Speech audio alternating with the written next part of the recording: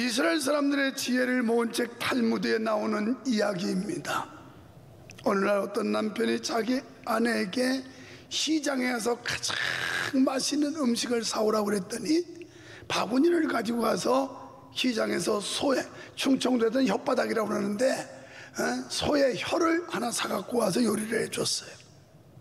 며칠이 지난 뒤에 또 아내에게 말합니다. 그러면 가장 싼 걸 좀 한번 사와 보라고. 그랬더니 또 바구니 들고 가더니 소의 혀를 또 사왔어요. 궁금한 남편이 어제 당신은 가장 맛있는 거 비싼 걸 사오래도 소의 혀를 사왔고 가장 싼 걸 사오래도 소의 혀를 사오느냐라고 물었습니다. 그 부인이 이렇게 말했습니다. 가장 맛있는 것이 혀입니다. 친절한 말, 사랑스러운 말, 그 아름다운 말을 듣는다는 것, 이보다 더 맛있는 말이 없습니다. 좋은 소리를 듣는 거 가장 맛있는 것이기 때문에 이걸 사왔습니다. 가장 싼 것, 가장 쉬운 것, 그저 아무 생각 없이 쉽게 할 수 있는 싸구려 행동이 바로 말입니다. 너무 쉽게 할 수 있는, 그래서 혀를 사왔습니다. 이렇게 지혜를 담아서 대답했다는 그런 탈무드의 이야기입니다. 많은 것을 생각나게 합니다. 가장 귀한 것도 말이요, 가장 잘못되기 쉬운 것도 말입니다. 그래서 성경은 사람이 말에 실수가 없으면 온전한 사람이다 라고 말씀하고 있어요. 그런데 이게 굿뉴스, 뉴스는 새로운 소식이잖아요. 까먹을 뻔했어요. 2부 때는 서두에 말을 했는데 1부 때는 안 한 얘기고요. 1부 예배 마치고 이 앞에 살던 집사님이 저 바란 쪽에 이사를 가서 자기 차로 오는 게 아니라 대중교통을 타고 오다 보니까 1시간 정도 걸려서 온대요. 그런데 이분이 저 비전원금, 그러니까 꿈마당 건축원금을 한 구자를 내면서 기도를 받으러 와서 옆에 있는 전도사님이 남편이 교회를 안 나오는데 대출 받아가지고 이걸 낸답니다. 해서 남편이 안 믿으니까 몰래 자기가 대출 받아서 이걸 갖고 왔구나 해서 간절히 축복 기도를 했어요. 그러고 내려와서 내 아내가 전하는데 전혀 다른 상황이야. 그게 아니고 남편이 믿지 않는데 이 남편의 가족은 다 가톨릭 신자예요. 그런데 옛날에 성당 질 때 건축공도 해본 경험이 있고 이런 집이에요.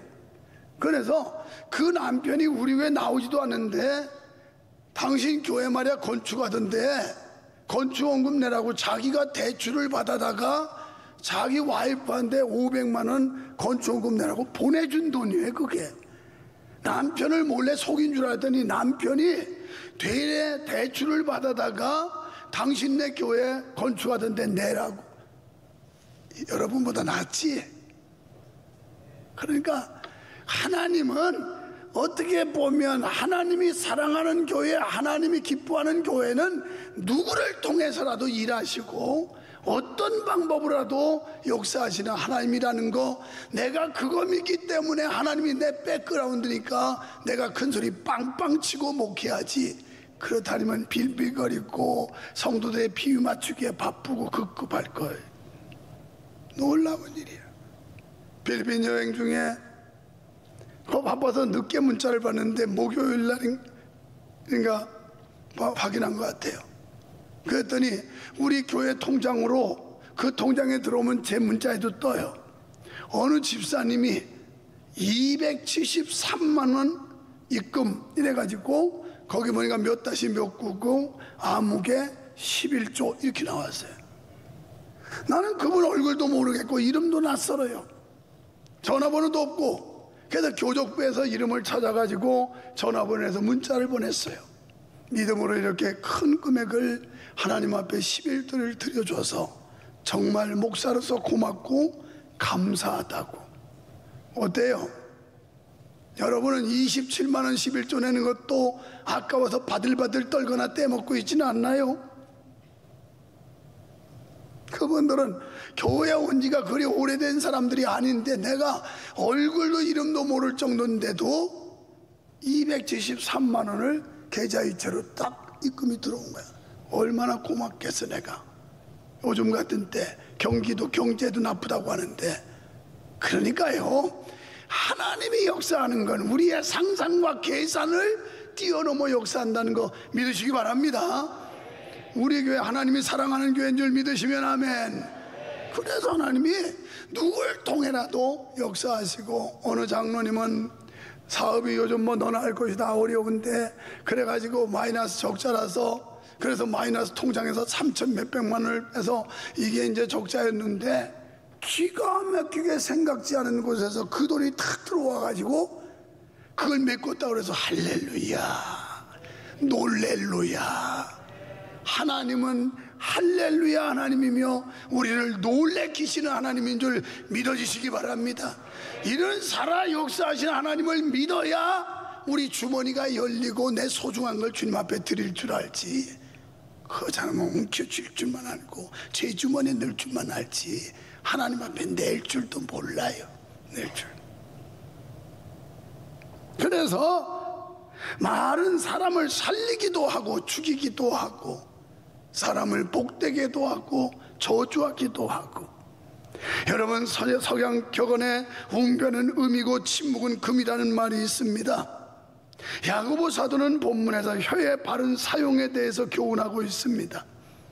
우리 속담에도 말 잘해서 뺨 맞는 법 없다는 말이 있고, 말 한마디로 천냥빚도 갚는다. 이만큼 우리에게 언어라고 하는 건 굉장히 중요하다는 말이에요. 사랑하는 여러분, 우리 모두 말 잘합시다. 이 설교는 연초에 준비가 돼 있어가지고 내 아내가 이걸 검색하다가 화이트로 여기 지어놨어요. 그 앞에는 뭐냐면, 여러분 올해 우리 모두 말 잘합시다 이렇게 했는데 올해가 한참 지나니까 올해를 지어놨어요. 좀 느낌이 그렇다고. 지금 올해가 아니라 몇 달이 지나가도 이제 중간쯤 왔는데 무슨 올해냐고. 그래서 잘했다고 그랬어요. 그러니까 옛날 내 준비됐던 이 설교를 못해가지고 찾아낸 거예요. 뭐 알고 있었죠. 말은 곧 생각인데 말이 씨가 된다는 말이 있어요. 좋은 말은 믿음의 말이에요. 믿음의 말은 긍정의 말이에요. 믿음의 말은 소망의 말이에요. 믿음의 말은 격려하는 말이에요. 그래서 예수님께서도 말에 대한 중요성을 강조하셨는데, 마태복음 12장 36절 37절에서 내가 너희에게 이르노니 사람이 무슨 무익한 말을 하든지 심판날에 이에 대하여 신문을 받으리니 내 말로 의롭다함을 받고 내 말로 정죄함을 받으리라. 아멘. 우리가 말한 거에 따라서 하나님의 심판대 앞에서 거기서 심판을 받는데요. 나는 이 말씀 그대로 믿는 사람이에요. 왜? 제가 1982년 10월 1일 비몽사몽간에 아주 신령한 체험을 했다고 그랬죠, 지난주에.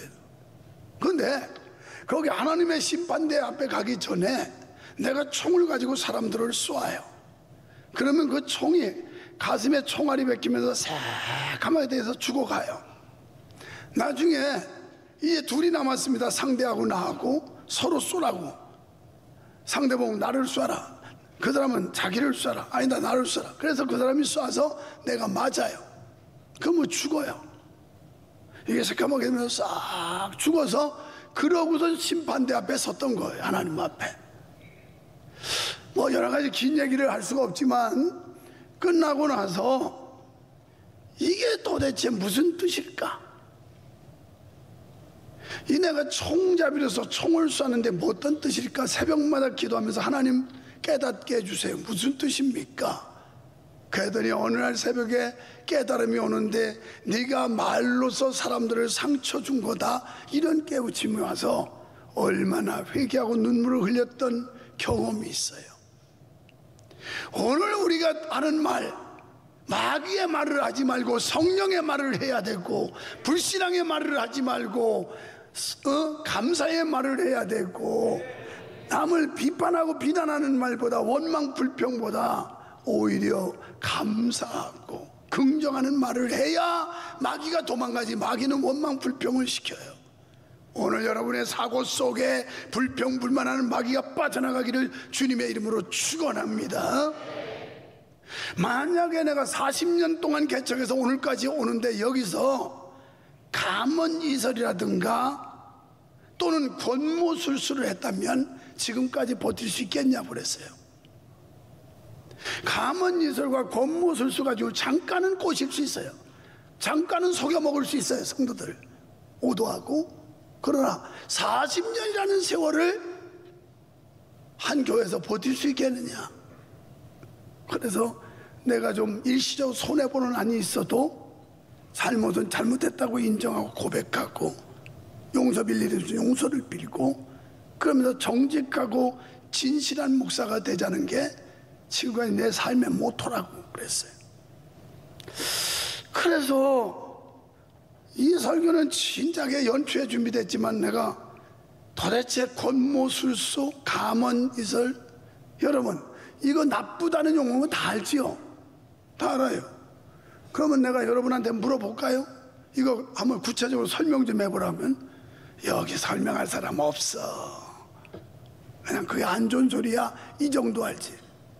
그래서 내가 주석을 달았어요. 권모술수는 뭐냐면 목표 달성을 위해 수단과 방법을 가리지 않고 모략이나 술책을 사용하는 것, 이게 권모술수예요.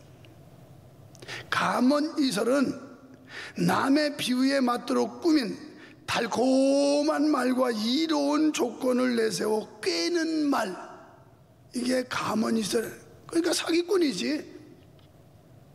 목사가 강단에서 정직한 설교를 하지 않고 사람들 듣기 좋은 말해서 꿰는 거, 이게 사기꾼이죠. 그런 목사를 여러분은 좋아하는 거예요? 그냥 성도들 비유 맞추고 좋아하는 거. 예, 할렐루야, 할렐루야, 할렐루야, 할렐루야. 연발은 또 엄청 하지.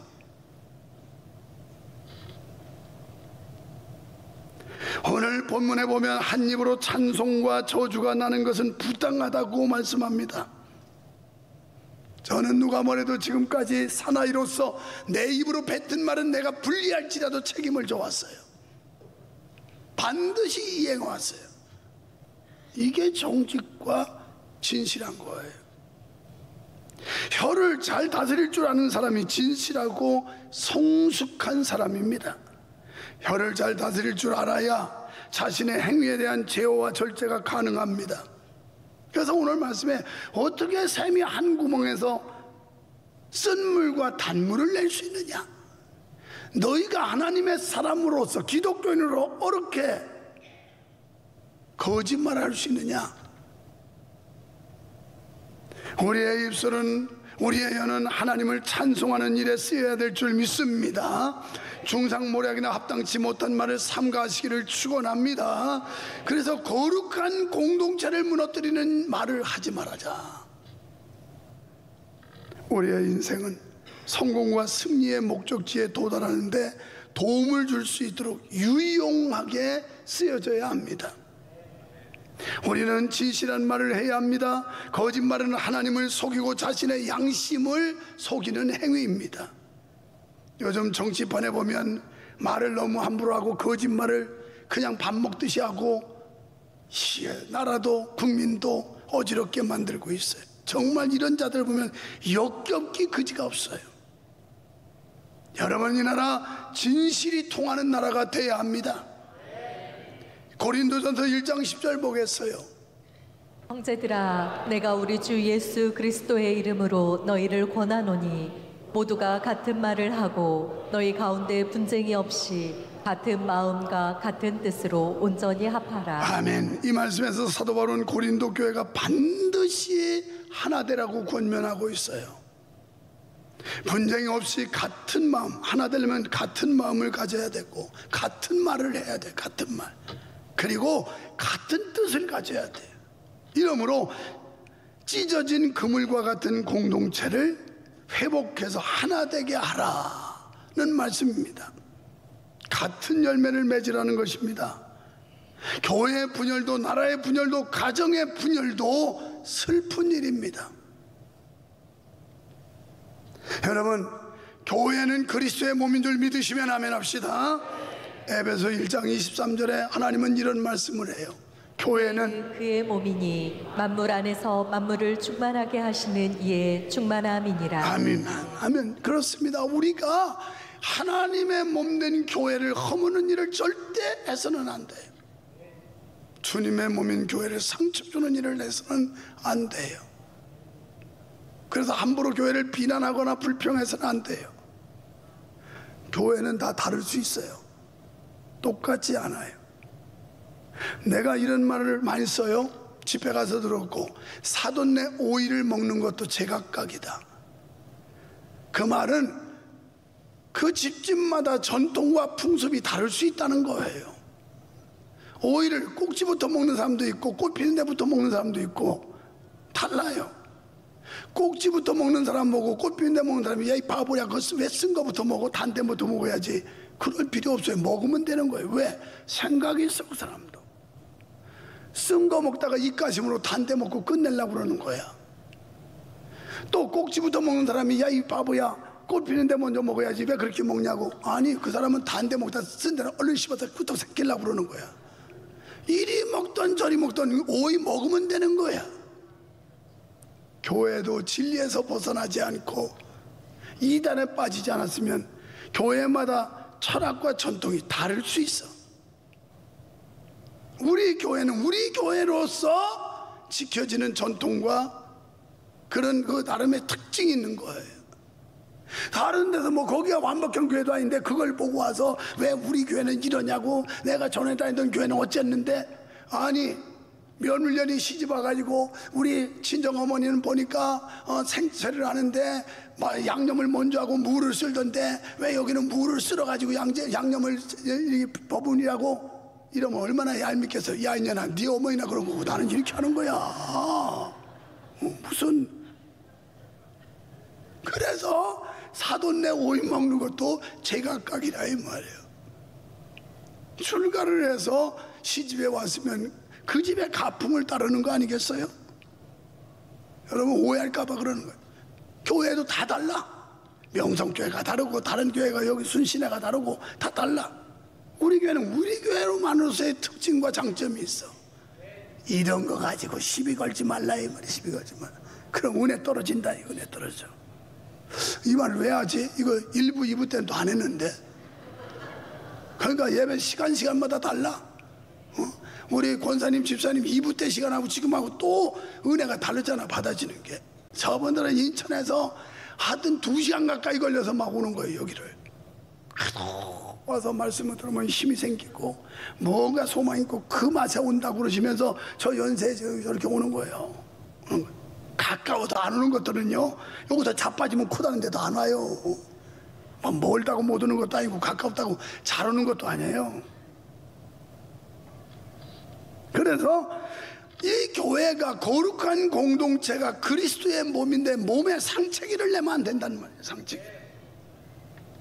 그리고 우리는 교회를 지켜야 합니다. 교회를 파괴하는 어떤 세력도 우리는 거부해야 합니다. 그리고 그러한 세력과 맞서 싸워야 합니다. 진리는 타협하는 게 아니라 지키는 겁니다. 믿으시면 아멘.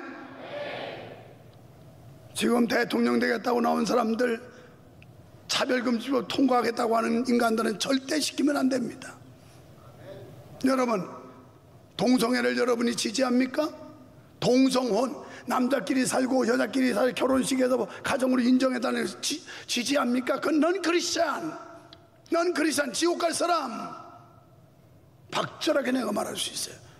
하나님의 창조 질서를 무너뜨리고 어기는 그런 행위에 대해서 지지한다? 그건 넌 크리스찬.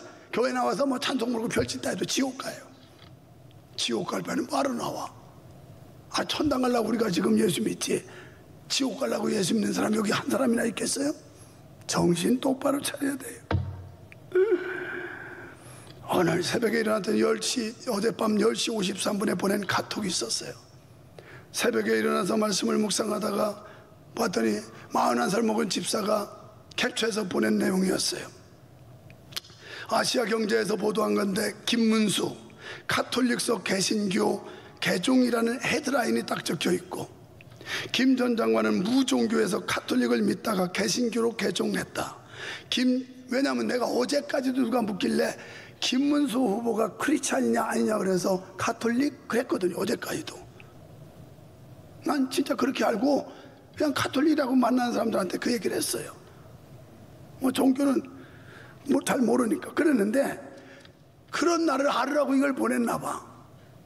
그래서 김 전 장관은 1980년대 노동 학생운동을 하다가 무종교에서 가톨릭을 믿다가 개신교로 개종했다.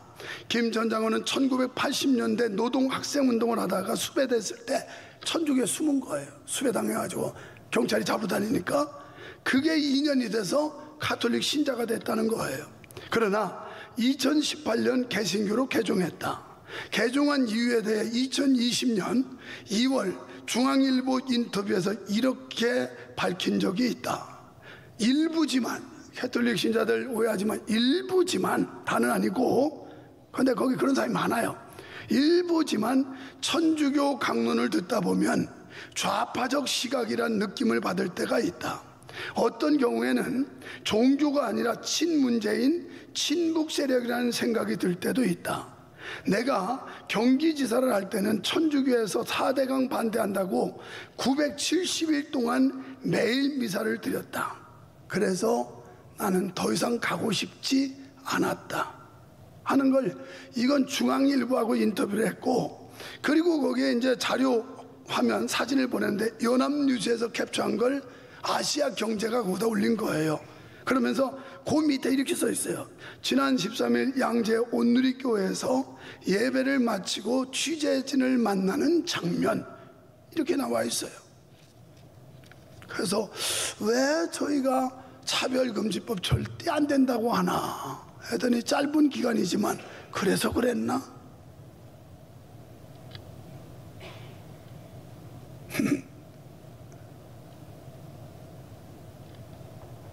교회 지켜야 돼요.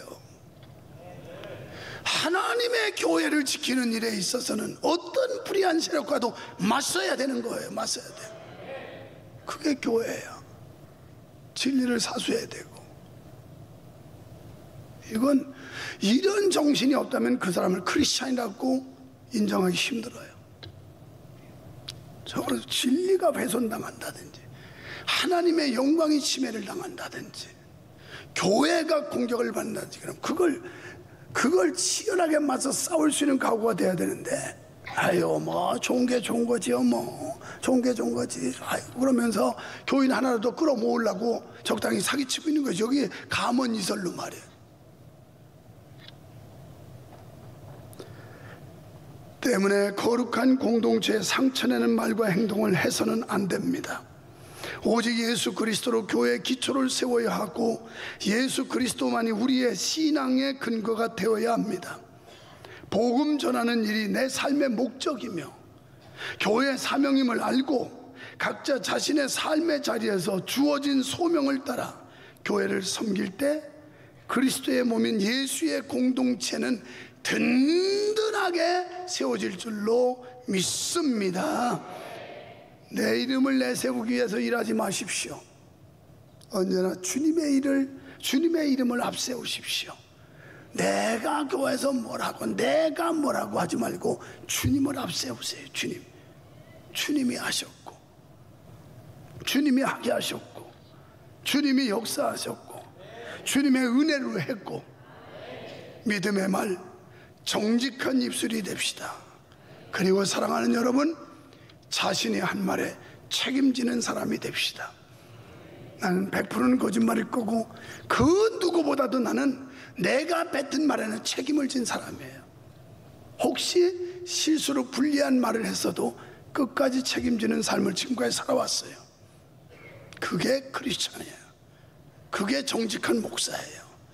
그게 진정한 하나님의 백성이에요. 우리 말 잘합시다.